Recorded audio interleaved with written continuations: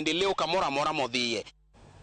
Sirkand kaonti ma Homa Bay oketo tenge omenda maromo milion 10 mar nyiewo oduma ka owuok kuom jopur e kaonti no e kindeni mag keyo. Gavana ma Homa Bay Gladys Wanga olero ni en okang' mageto thicho oko achudhe masani nyiewo bando ka owuok kuom jopur e nengo mani piny. Wanga okoni omenda go osepuodhi kendo ibiro tigo e nyiewo oduma e nengo mowinjore ma ok hiny jopur e gwenge ma Homa Bay ka oduma go ibiro chwal e kambi mar rego mogo. Gavana Wanga oyango ni gidhi chako nyiewo oduma kuom jopur manie gwenge ma Suba South kapok giluorore e kuonde chung'o od bura mamoko ma bende kinde mokalo wacho ni oduma go osebed kiuso ne achudhe go e nengo mani piny.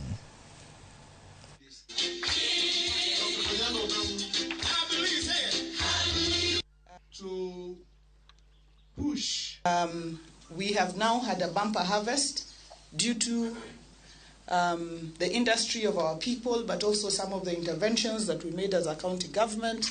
We have a bumper harvest in maize, in sorghum, and unfortunately there are many brokers and middlemen who have come to Homa Bay to collect maize from our farmers at throwaway prices. And of course, given the high cost of living and how difficult it is currently, our farmers are selling maize at this price. I'd like to announce that as a county, we have set aside money, which the cabinet has already given approval, 10 million shillings to begin the process of mopping up maize from our farmers for purposes of the Kigoto